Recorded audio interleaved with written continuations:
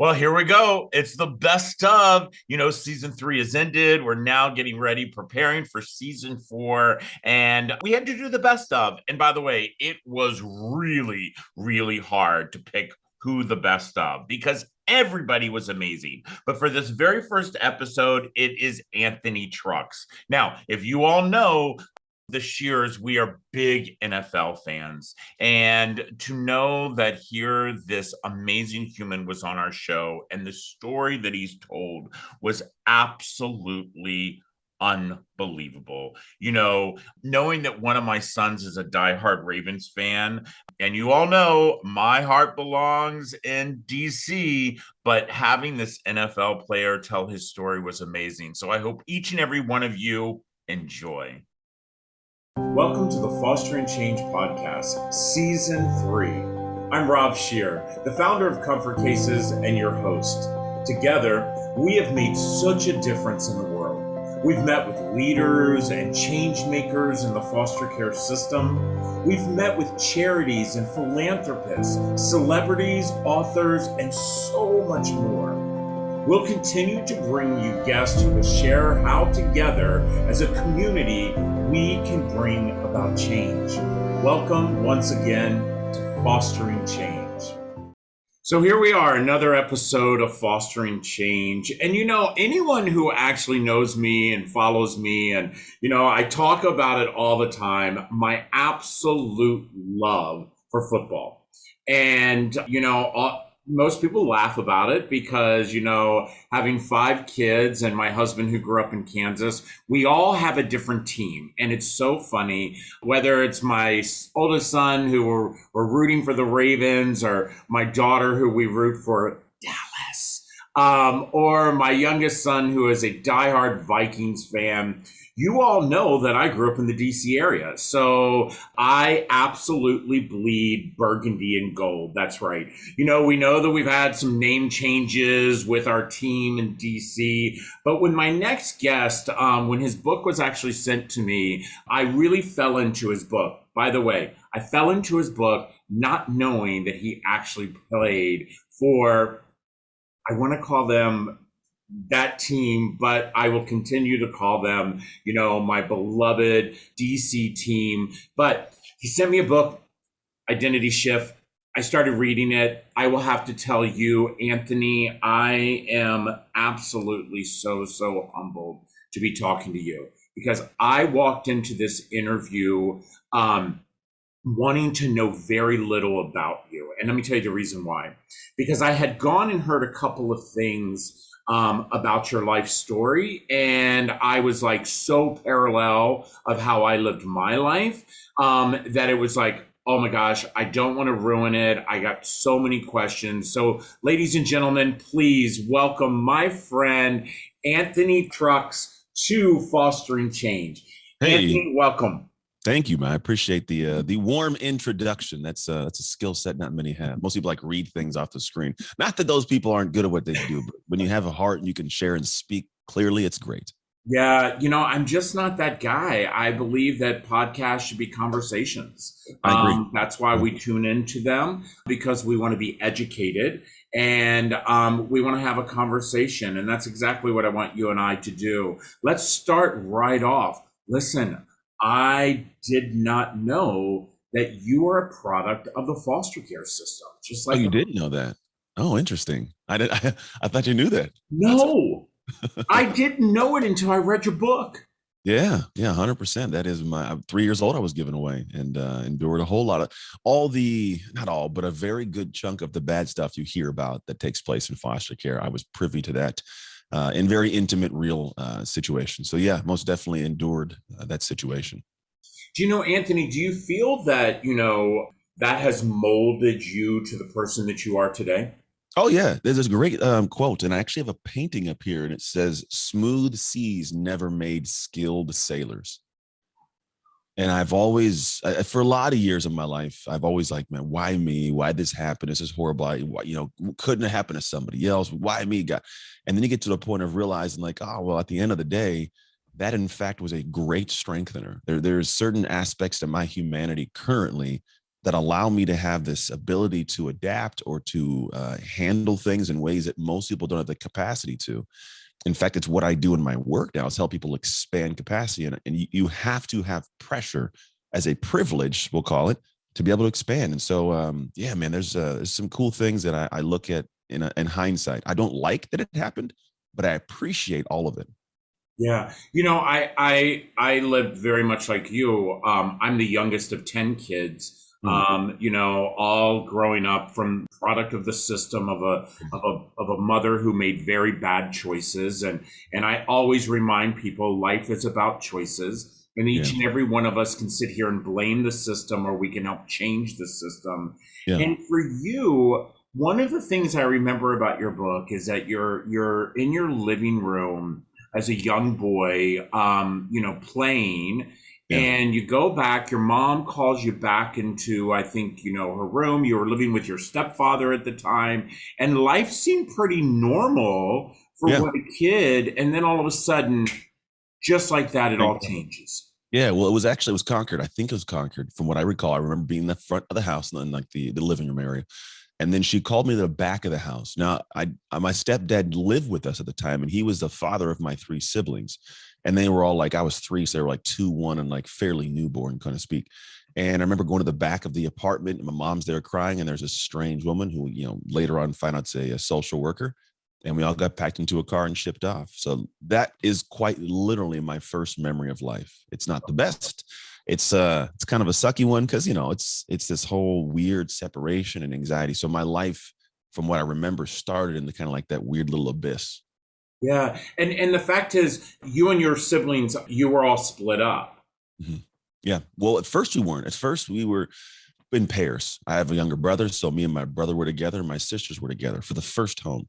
And then at some point, we went back for a small stint. Don't recall why or what took place. But then, yes, the next like kind of outing, we'll call it, we were all placed in different homes, and we're in different homes the rest of the time. I'm a dad who I remind people all the time I am white and I am privileged because of my skin color. And I am raising four of the most beautiful children of color. And when I was reading about the fact that you were raised in a white home, I always, as that parent, I always have had this guilt. Do you feel that there are times that your foster parents, and again, I love the fact that you seem to have a really great relationship and they ended up adopting you and that became your bed. And let me tell you, I read that sentence, I can't tell you how many times, Mhm. because I remember, see, I was a kid at 18, I became homeless. I Mhm. aged out of the system, so I didn't have permanency. But I remember my very first apartment. And I Mhm. remember that was like, that was my bed. Like You're I knew that I was going to go to bed there at night and I was going to wake up there in the morning and no one was going to ever remove me. And you wrote about that. But the thing that I thought about is being raised by white parents and a house full of other children that didn't look like you. How yeah. was that? That's different, man. It's obviously a different. And to top it all off, we were really poor. We didn't have anything. So it was like, so not only do I have this weird, we'll call it separation from society, because in my area it wasn't very diverse. So I was the only person that looked like me in my elementary school, only person in my family, the only foster kid in the family also. So it was just me. And then you pair that with being kind of like the social outcast of like, we don't have money, so we don't go places, don't do stuff, can't play sports.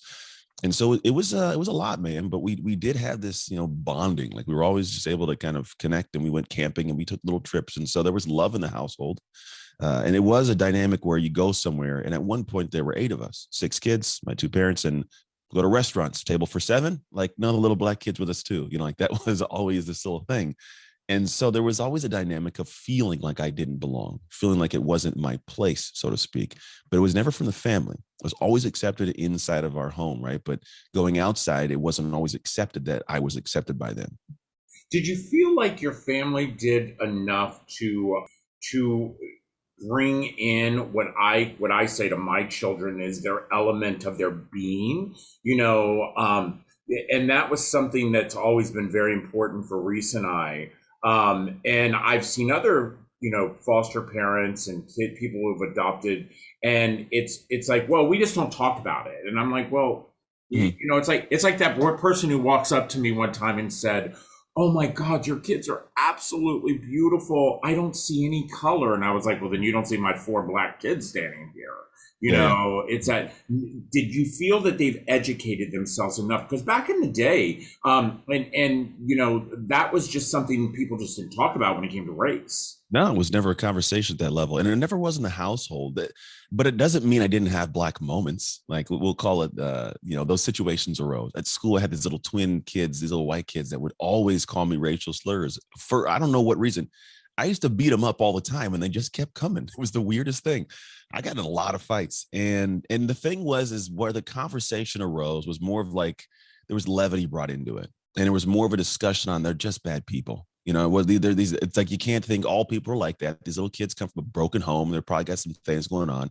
And the discussion happened in those moments, but it wasn't something where, like there's that show, This Is Us, which is a great show. And, there's like the desire to kind of bring their son around more black people. Like that wasn't ever the thing we did, but there was never this thought of like, we don't see color. They saw me, there were jokes in the house, but that was the thing that helped me get through it was comedy. Like I actually thoroughly enjoy comedy this day because it has discussions with lightness to the heart, but it talks about some dark or hard kind of things. And so in my household, that was brought up. When those moments happened, nobody shied away from it. My mom didn't want to, push it aside. We discussed it.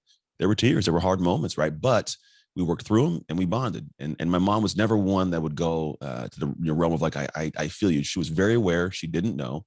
She was very clear. She didn't know, but to there to support me. And so that simple thing was big. And I think it's unique because in foster care, it's what you're seeking. You're seeking acceptance and for someone to just care. And so that provided oddly a dynamic for me to get that caring that I desired. Yeah, it's that unconditional love that we seem to truly, truly want. In your book, Identity Shift, I can really see, where that shift took place for you, by the way. And one of the things that you're 14 years old and you finally get to go stand in front of a judge and you finally get to say to a judge, I don't want to be with my biological mother. One of the things that I've said throughout the years is that I feel that too many times, and I'm all about reunification, and I do not believe foster care is the answer for our system.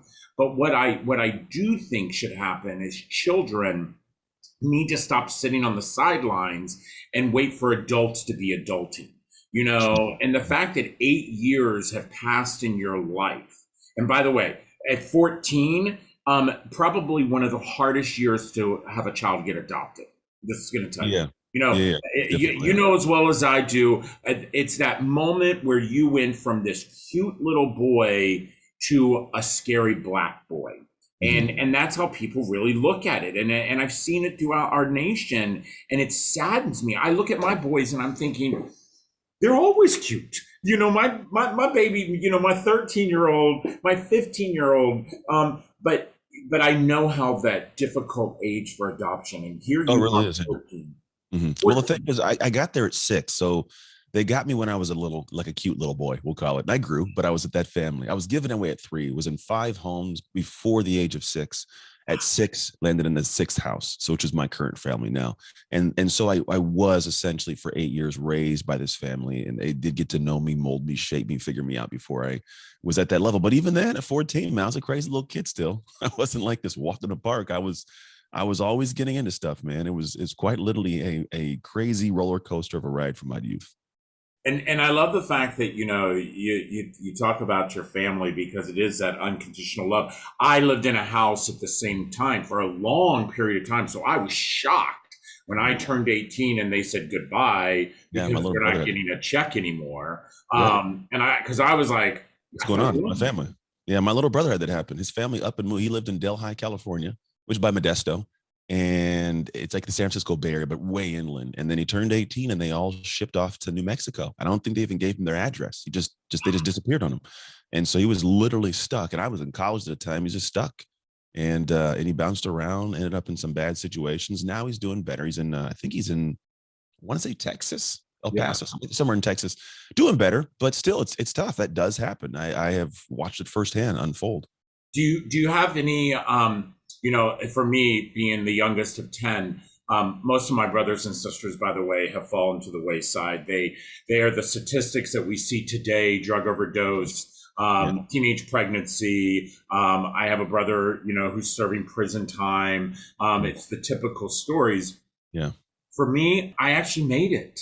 I graduated from high school. I went in the military. I became a very successful businessman. But I will tell you that there are moments at night where I lie there and I feel some guilt. Oh yeah. When I think about my siblings. What about you? Yeah, I mean, I have guilt from many areas, man. But there is the parts with my siblings where you have that, like, I wish I could do more for them. The good thing is my siblings went to decent homes, right? So my youngest sister, she went to a home and took care of her as a baby, and she went to college. My sister right below me, she actually went to college. She's now married out in Minnesota. My brother's kind of more the nomadic guy, but we've seen him recently. He's doing well. So I don't have that much. The odd part is for my current, like my adoptive family, there's some things going on that I wish were different. But no matter what it is, there's always this stage of like, I have created a really cool life, right? I got to go do college football. I got to go play in the NFL. I got to, create my own life, my own business, my own family. And there are always those areas where I'm like, man, I wish I could give more of this to people. But I did realize at a certain point that it's not going to serve me well. And the best way for me to support these individuals in the way that they really need is to find a way to teach them to create for themselves. And so while I'm not guilty for having things, I'm guilty for not teaching them the ways to have and create things. And in that manner, it becomes like tough love a lot of the time. When they ask for stuff or somebody needs some things, whatever it is, I'm like, I can't give it to you, but I will show you how to create it for yourself. And in that manner, sometimes they want it and sometimes they don't. And if they don't want it, it is not my job to water the seed. I can plant the seed, which I do, but my job may not be to water it. I'll plant it. If you want it watered, great. But if not, I can't feel bad for you not wanting to have that thing plant and grow into something amazing. Wow, I love that. They'll plant the seed, but you don't water. Hey, listen up, everybody. The fact is, the book is Identity Shift. I am telling you, you all know me. I am reading book after book after book, and it's this one.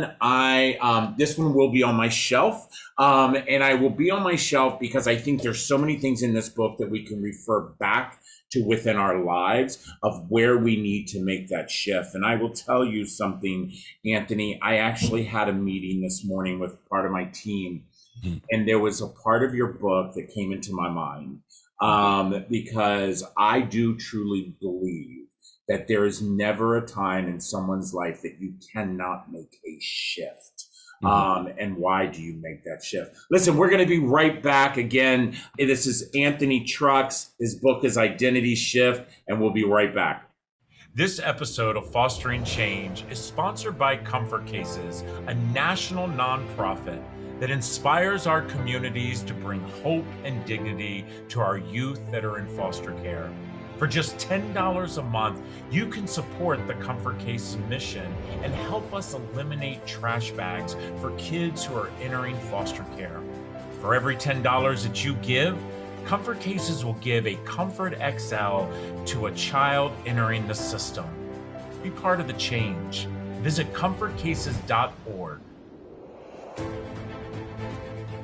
What an amazing conversation we've started. The fact that I feel that whenever you pick up a book, the one thing that I always hope it does is that it educates your mind. But then I also hope that once you've educated your mind, that you've loved it so much that you pass the book on.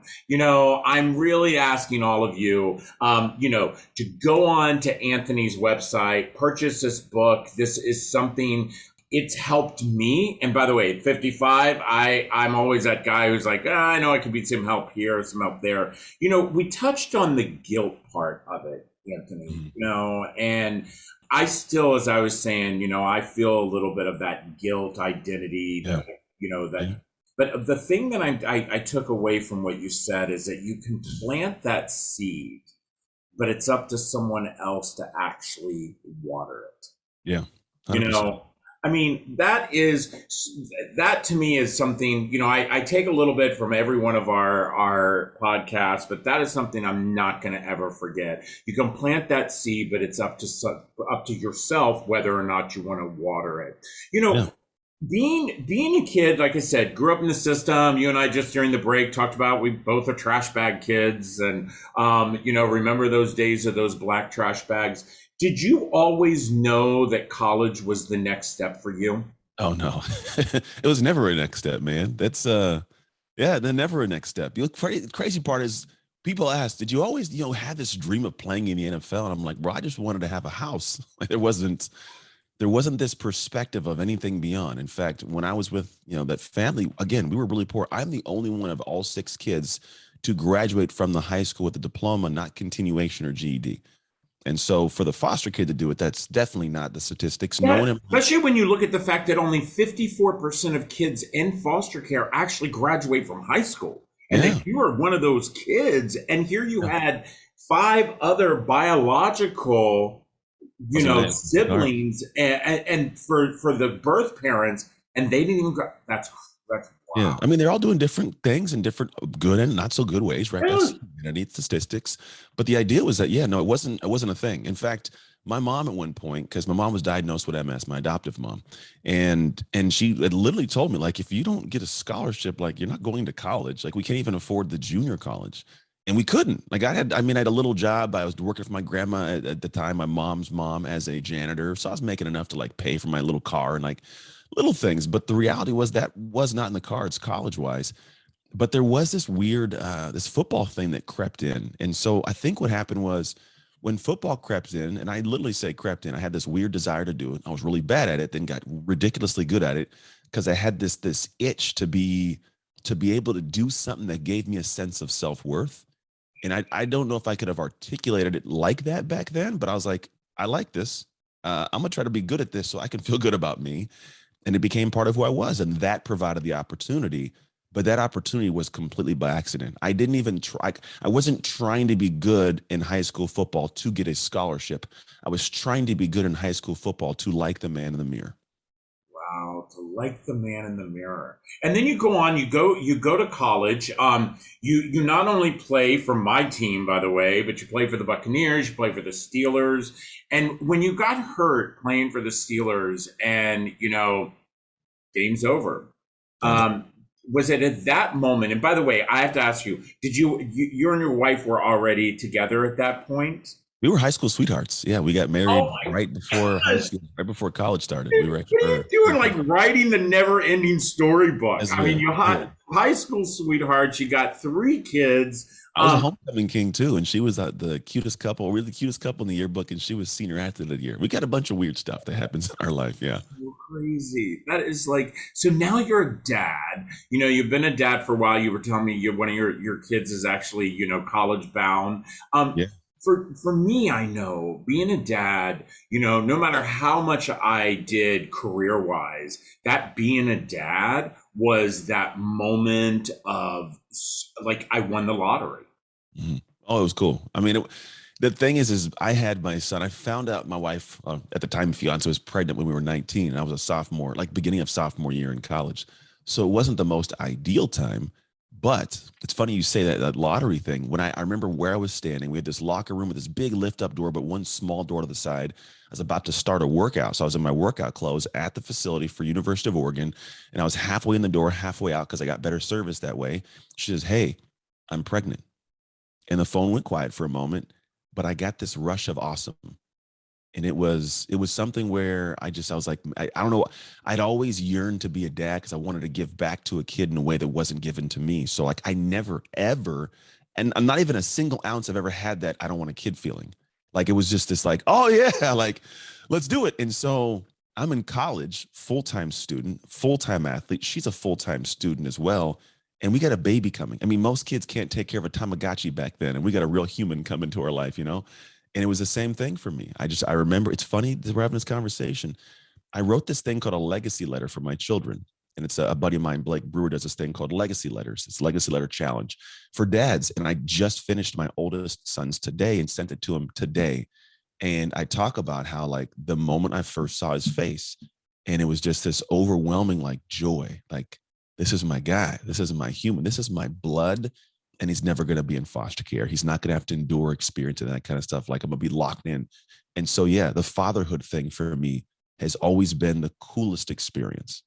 Wow. Yeah. I have to agree with you on that. I mean, I have four boys and one girl, by the way. And my one girl, I remind her all the time that she is my princess and I am raising her to be the queen that I know she's going to be one day. Because she always asks my husband and I if we're going to adopt another kid and if we can, going to be a girl. And I was like, first of all, I think we're done. Five is it. But, hey, let me tell you, my son Alex, 18 years old, when I was giving a speech, and I met him at a school, kid in the system, Yeah. and was going down that hill where it was like this was his opportunity. And I now look at him now, and he's 21. He's a sophomore in college, and what made you decide to write your book? Which one? The first one's an autobiography. That was an Right. accident. They're both accidental books, man. To be honest, the first one was for me to have like a catharsis and get it out. So I wrote it in 7 days, tucked in a weird little hotel room in Sparks, Nevada. The second one, which we're talking about identity shift now, that was one where, and the work I do is an identity. And I think it ties to my life in really intricate, weird, synchronous ways because of not knowing who I was and the white family and black kid and the sports, all these different things. And then it got to the point where I was like, I actually asked myself, like, what would I want someone to understand about identity in the way that I've studied it? How would I tie stories into this? And what would be a teachable way to make someone go, oh, I get it. And then be able to take this skill set in and apply it to their life. Because we've all made identity shifts, but we just do it kind of on accident. And I look at it more of like capacity, right? Our ability to have success is, do I have the capacity? Certain identities have the capacity for hardship, have the capacity for compassion, for forgiveness, for hard work, for focus, for discipline. There's just certain capacity. If you don't have it, you could have all these big goals and a great schedule to do it, but you could show up and go, I can't do it. And you can't actually get it done. So it's like, well, how do I develop the skill? And that's something I went back and looked at my life and research. I was just making notes of how it would be done and what the process would look like, understanding identity. How do I modify? And then I was talking to a guy one day. He's like, hey, I got a publisher that you should talk to because this might be a book. And I'll talk to him. So I talked to him and he's like, what do you got? And I show him these notes on Evernote, 3 full pages of concepts, stories, and then like teachable stuff I would put in. And he's like, I don't know why you haven't written this. Like, we have authors that have been signed, right, that don't have anywhere near this progression of a book being written. He's like, you need to just write it. So I did. I sat down and it was 5,000 words per chapter. And it was about 10 chapters in total, like a prologue and an epilogue. And I wrote it. And I think all in totality, it was something like 40 hours of writing. And I would just chunk it up by day and got it done and rolled it out. And that's what you have in your hands now. So it wasn't something where I was like, I'm setting out to write a book. It was literally like this. The book needs to come out because it's already written. So, by the way, I absolutely love that because I'm going to tell you, I tell people all the time when I wrote my memoir, it was probably one of the hardest things I ever did. Yeah. But I think the second hardest thing I ever did was when Simon and Schuster came to me and told me that I was doing the audiobook. And Yeah, the audiobook's difficult. I did that too. having to sit in that fish bowl and let me tell you, I went to therapy twice a week during that time. So Oh, interesting. Yeah. I just did in the closet. I well, have a weird thick skin, man. I think football was a phenomenal tool for me with foster care. I have this weird, almost impenetrable wall for the most part of the ability for things to affect me at that level. I think therapy as a kid was one part. Like I actually did do therapy as a kid. The other therapy was my high school, college, and NFL coaches yelling at me, like in navigating that. Because at this point, I do get that. It sucked having to sit there and just talk and read and feel. But then I don't know what it was. I had natural practices that I applied to my life now that allow me to move through it well. I'm not saying I'm perfect. By all means, I'm sure if I sat down with someone, they'd show me all the little broken pieces I'm unaware of. But I definitely recall like it being as a haul to get that audiobook recorded. Anthony, if you could go back to that 14-year-old boy, and knowing what you know right now and both books and, NFL player, what would you said to him? Uh, I'm going to preface that and then answer that. So I'm going to preface it with this conversation that I had in my own head when I was in the NFL. There is this, there's this weird little monster that climbs on our back when we've been in that system. And the monster is, I don't deserve. That was my monster. And so it was weird while I played in the NFL. There's multiple times where I was just sitting there, like walking on the field going, I don't belong here. Like I'm signed to a team. They're, but I don't belong here. And that energy for sure came through. And I wish I could go back and switch that out. I think I would have had a longer, more prosperous career if I had a different fluid energy in me. And when I take it all the way back to 14, I would have essentially told myself, like, you deserve everything you want. That's what I would have went and told that guy, because he didn't figure that out till he was in his early 30s. And when he did, the game changed. Life turned into what you see now from a really dark moment. But I got to that moment because for some reason, I felt like even though I worked incredibly hard for things, I mean, getting into college is hard. The NFL, 10,000 people enter the draft each year. And I got a couple of years under my belt before I got hurt. Like, that's not normal, humanity-wise, statistically not normal. Yet in those moments, I told myself I didn't deserve it. I'd earned it, but I didn't deserve it. And it was only because going back, I felt like I didn't belong because my mom in her action said, you don't matter. So if I can go back to that guy, I'd let him know, like, you deserve everything you want, my man. Wow. You know what? You and I are cut out of the same cloth, my friend, because I say quite often the same thing. If I could go back to that 12-year-old little boy who walked up the first house with my first trash bag, I would say that, I deserve where I'm at today. And I like you, I was in my 30s before that even hit.